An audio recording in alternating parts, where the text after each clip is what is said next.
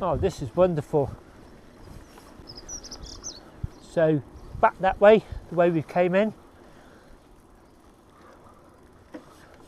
and then we're heading towards Easton Grey. As I said earlier, it's very flat around here, so we left Foxley, came down here, took a right hand turn, and now we're coming into the next village, Easton Grey. We're just looking for the church. Again, I don't think it's dedicated to a particular saint. I'll just check my list when we get there. We've now dropped down off that higher agricultural ground, crossing this valley. This is Easton Grey. It's like a mini Castle Combe without all the tourists. Nicer in my opinion. Lovely little waterfall there. Look at that. Gosh, imagine having a barbecue or an evening meal down there. Stunning, isn't it? If I'd carried on the Fossway earlier on, it would have crossed this course at some point, and then there's another Roman road that leaves the Fossway at Easton Grey, Margary's 543, and actually this is part of it. It heads over to Arlingham Bend, just south of Gloucester, and there's a Roman crossing there. Margery believed it was to link the Fossway to the iron and lead mines in South Wales and the Forest of Dean. So we're just looking for the church. It's going to be around here somewhere. It's again been through here quite a few times. I can't quite picture the church, but I'm guessing it's going to be fairly easy to find. Okay, let's go and find it.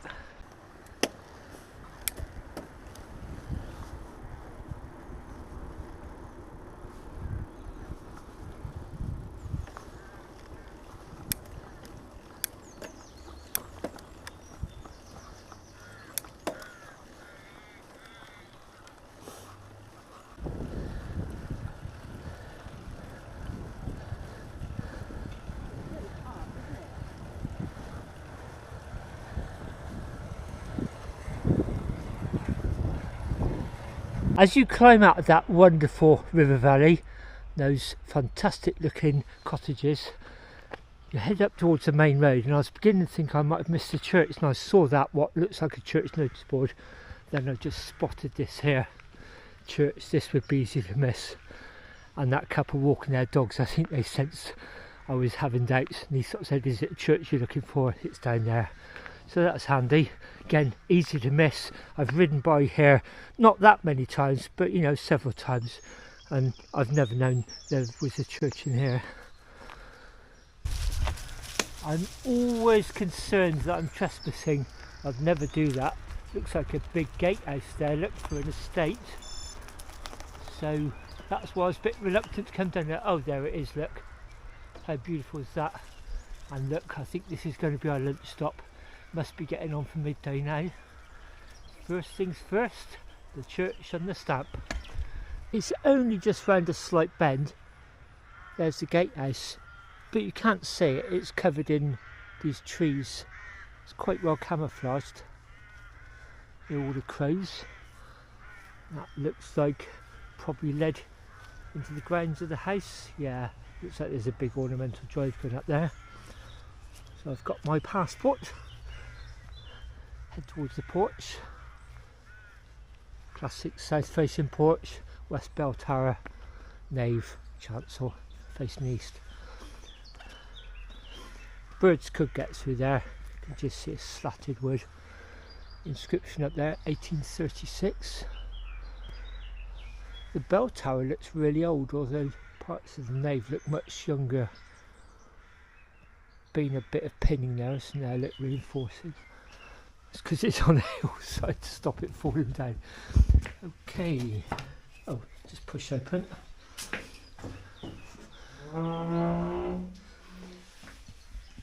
Okay, that confirms the date. This church was rebuilt in the year 1836, by which means 32 additional sittings were obtained. Not quite sure what that always means, but just telling you. 32 seatings added, 1836. Not sure when the church originally was built. May get some clues when we go inside. So let's do that. Ooh, it's got that musty smell. Very light in here because of the whitewashed walls. Open bell tower at the back. Font there. Look at all the peeling on the walls. You can smell damp in here. Not unpleasant, but you're aware of it.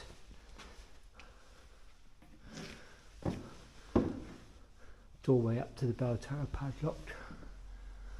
So lots of rope holes there. Maybe this was the ringing room. Maybe it's further up. I don't know.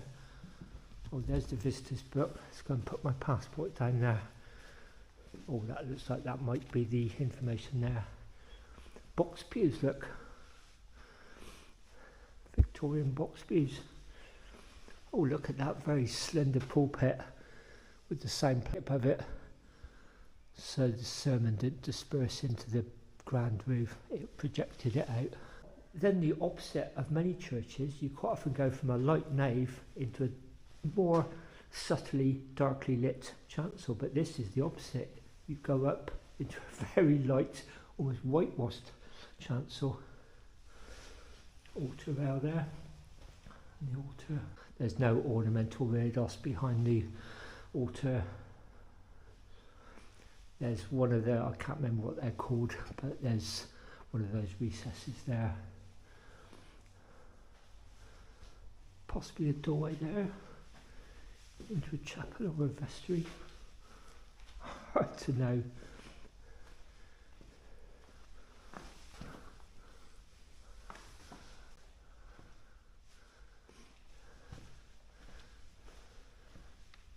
Okay, because it's fairly dark in here and my eyesight's poor, I've just used an app I downloaded on my phone. It's a magnifier. In effect, it's out of portable reading glasses. So that's the Easton Grey space for the stamp. And there we are. Give it a good old press. And nothing came through. Try again.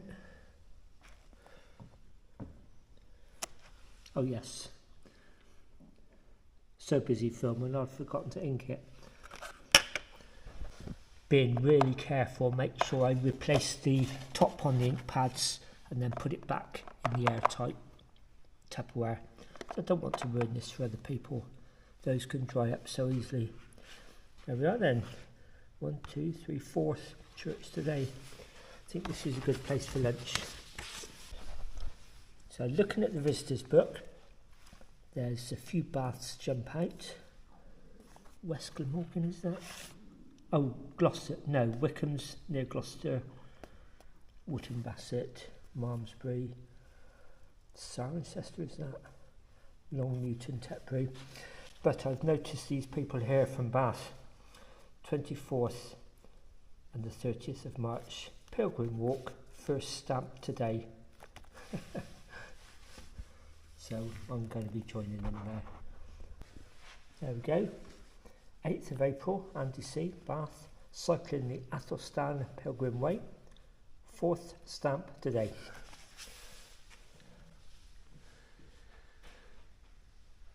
Gosh, big coat of arms above the door. Really does feel periodic, this, that 1836, it really does feel like that. If the church had spaces added to it in the 1830s, it's clearly older than that.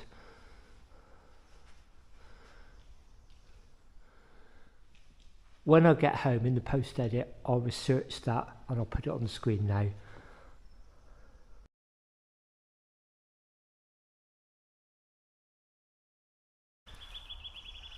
Okay, I've had my lunch. I'm just going to have a wander around the churchyard.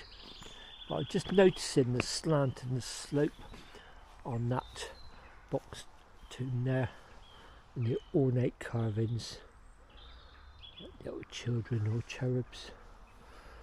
My first thought was, oh gosh, is that a yew tree that's split? But it's not, it's several trees with the railings round. Looks like a plot in there, headstone at the top. Gosh. Amazing place.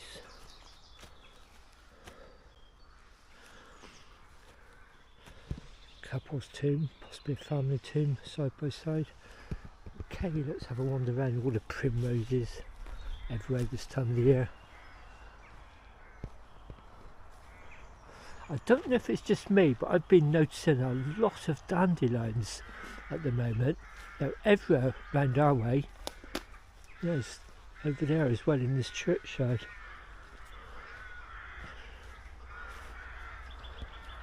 This would be the north side. Busy road going along there.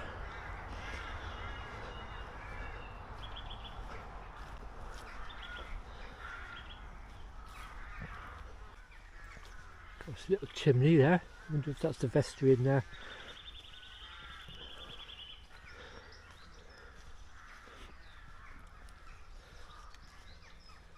There's the church all set back. Yeah, probably that would have probably been the vestry in there. A little heater in there possibly. I don't know, I'm assuming that might be a chimney.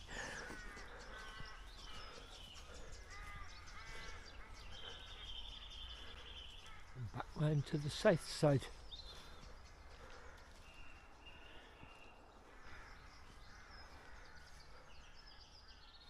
Okay, let's get our bearings then. So this is Easton Grey Church at 22.5 miles. Then next we're going to Holy Cross at Sherston. Sherston is where the final control was on the Audax recently. It's a fairly busy village actually. There's shops and pubs and that there. Again, I've been through it quite a few times. I can't quite picture where the church is. Holy Cross at Sherston. Okay, head back out. I'm pretty sure we're joining that main road. So just a couple of miles on this B road, not too much traffic, and we're coming into Sherston. And I believe it's Holy Cross we're looking for. See what I mean about the dandelions? Just seem to be everywhere at the moment. Sherston boundary sign, ancient borough, post office and shops, plus a church spire sign. I think this church is fairly centrally located. As we come into the main village, you can see the church tower there. I'm assuming there's only one here, and that will be it. Right in front of us, on the right hand side. See if I can get up on the pavement here. Sandpits Lane. In the appropriately named Church Street.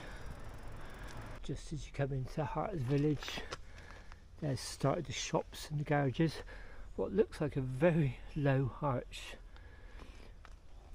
Okay, just a lintel across these gate posts. Very colourful churchyard. Looks like there's a north porch. Let's head round to the south. That looks like the more defined footpath.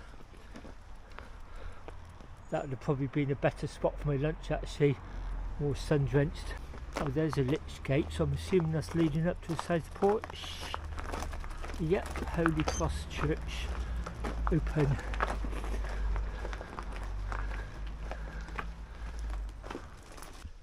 As you approach the sunny porch, that statue up there, very much doom and gloom. Biggest one we've been so far. Holy Cross Church, open. Got my passport here. Yeah, this looks more like a town church, doesn't it? Notice board down, lots of information.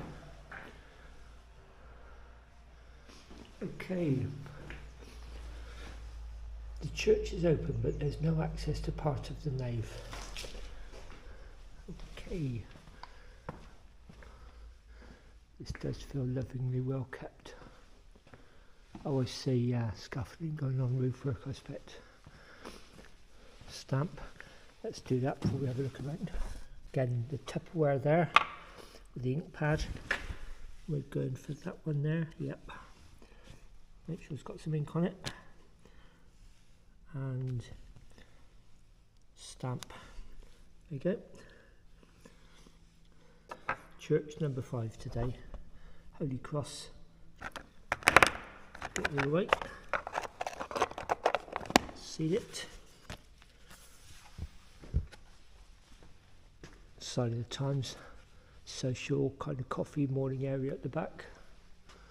Gosh, these huge pillars in the central aisle. That is quite a nave. That is quite a chancel, isn't it? Gosh, brass eagle.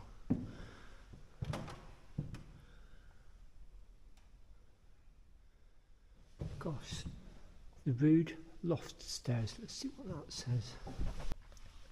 So it looked like there was a rood screen. I can't see one here. Maybe I've missed it. It says rood loft stairs.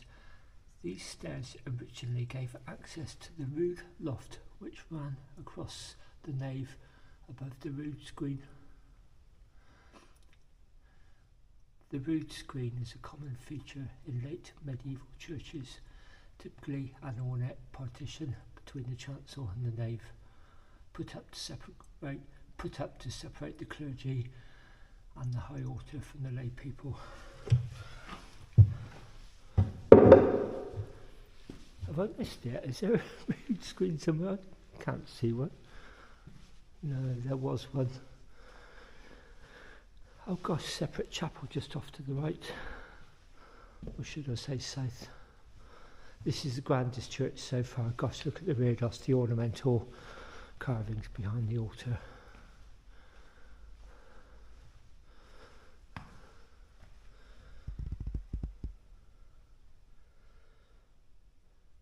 Crucifixion in the middle.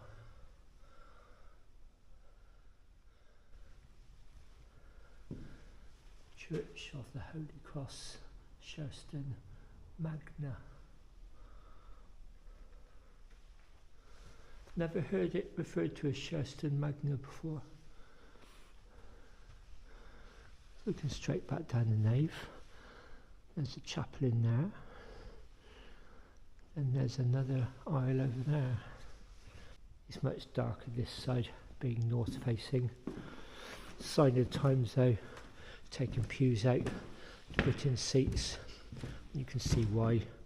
They can be stacked up when not in use or positioned in the way they're wanted to.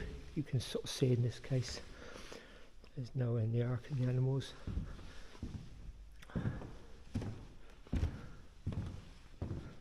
Just configured the way that's most useful.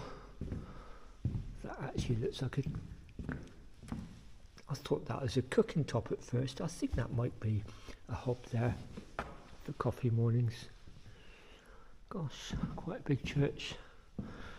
I will have seen this before when I've cycled through, but I'm quite often on my way somewhere, or in the case of recently I was looking for the controller. I was actually quite hungry by the time I got there. Although I love churches, I'm not that keen on town churches or big cathedrals, abbeys. My first love is parish churches, historical parish churches. It's more to do with the location than anything. So this is church number 5 today. We're now heading down to Luckington, which I think is much more isolated, much smaller. It's a very small village. Okay, so we'll go out through the Lich Gate and then get our bearings through Sherston. Might even pick up a bar of chocolate actually, because we're about to turn on some lanes. Okay, according to my notes, this is Holy Cross at Sherston, 24.5 miles. And then our next church is at Luckington, 27 miles. So what's that, 2.5 miles. And it'll be St Mary and St Ethelbert. I think we may be a little bit over distance at the moment. My desktop planning at home on the ride with GPS app said this should be 24.5 miles, and we're at 25.44, 25.5. So we're about a mile out. So it's going to be about 27.5, 27.75 miles, possibly 28. Okay, let's head on to our final church today, Luckington. Okay, about a mile and a half after leaving Sherston on that B road, coming into Luckington. looking down at my Garmin, I can see there's a little dogleg loop off to the left. There's a churchyard, some modern out of town one. So we're gonna bend round to the left and then take a left before we come back up this road, head towards Chipping Sopper and Acton Turville. So the church is behind these trees and houses somewhere. Other side of the village, south side of the village in effect. Here's the village green. We're going that way actually. So we cut off a little corner at the village green. Down into the heart of the village. You can see what's happening. Little dog leg there. Sharp bend round to the left. Gosh. This just feels more friendly and a lived-in village than that other one. Football green there, look. Picnic tables. Nice houses, but not quite as prosperous as the last place. Okay, again, cycled through the village before. Don't think I've ever been down this way. I'm assuming it's a dead end. My GPS track's certainly a dead end anyway. Right, it looks like we're doing a left-hand turn by those seats. Oh, do you know, I've got a feeling we may be going through a manor house. We may be going into some private grounds.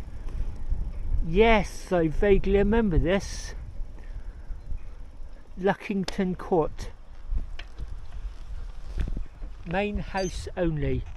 The church, the farm, the cottages, 10 metres. Oh, I see. There you go, it even says so, look, Luckington Church. Oh wow, how nice is that? Down this gravel track. What a wonderful way to finish this section of the Athelstan way. Just down the gravel track to a church. Is it redundant? Is it still used? I don't know. We'll find out. Big car parking turning area there. Parking for the minister. Still used by the look of it. At this location are our war graves. Beautiful place. Gosh, look at that seat in the sun. There's an information board outside. Plenty of interest here. Right, let's get in. That's the track we've just ridden down.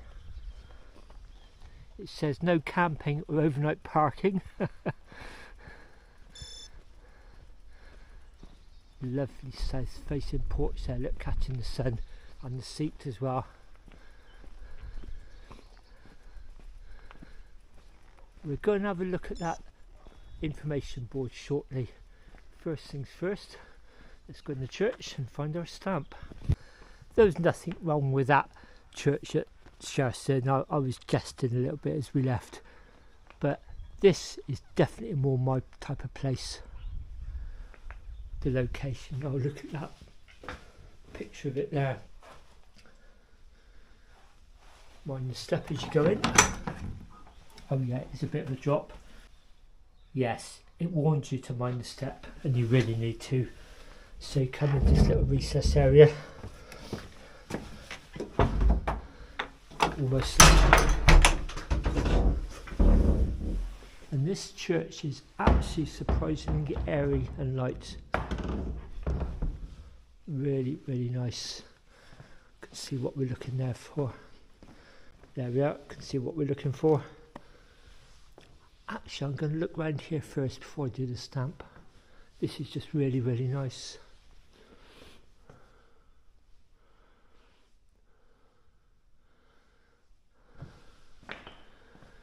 Do you know, I didn't even notice where the bell tower was. So that'll be the west window, south porch, south chapel, St Mary and St Ethelbert.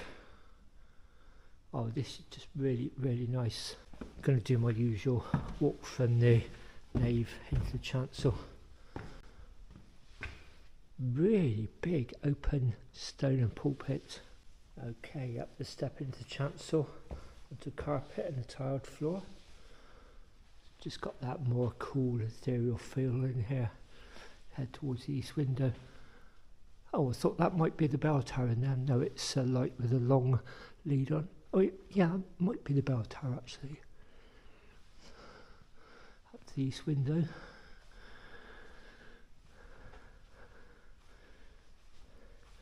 And up further to the altar. Lots of decorations behind, almost like mosaic patterns. Vestry now, I'd imagine.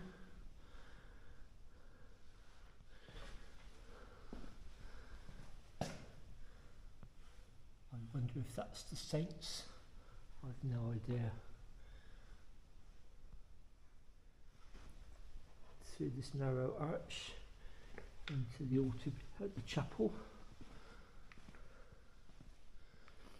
It says stained glass, Otley's and John Plummer.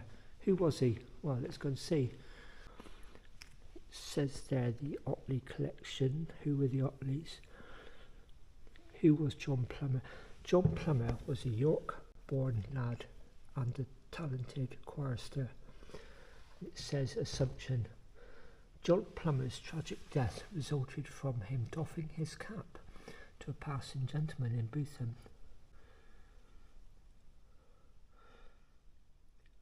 Not quite sure. Then it just goes on to say all the people that donated to his funeral. What happened? Doffing his cap. I'm going to read that a little bit further. If I find anything, I'll let you know.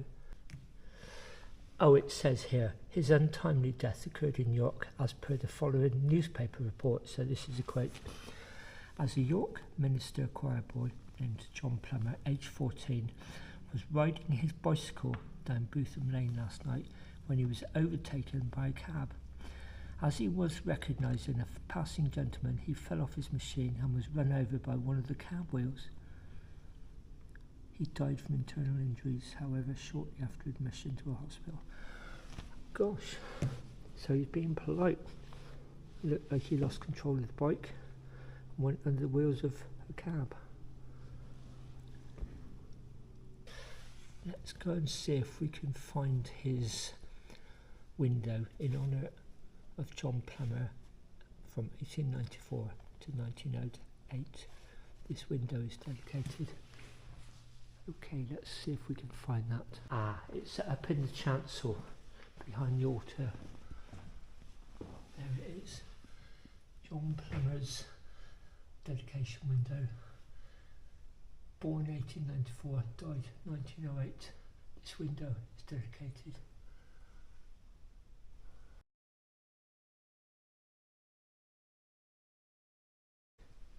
Yeah, I just sensed I wanted to look round here first. I was really interested in that. Tragic, but interesting. And then tracking down the window. I had to really look hard for that. Okay, let's do the business. Stamp my Pilgrim Way passport. Again, blind Pew, struggling to read the writing. Yeah, Luckington, so it's that one there.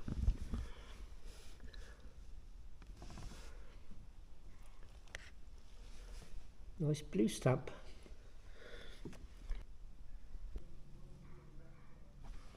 So I've signed the visitor's book, again reference to cycling the Athelstan Pilgrim Way.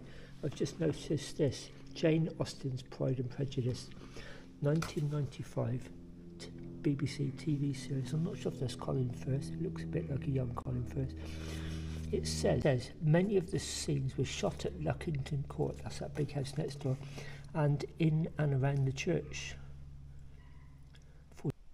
That's telling you all about the Pride and Prejudice filming, some scenes.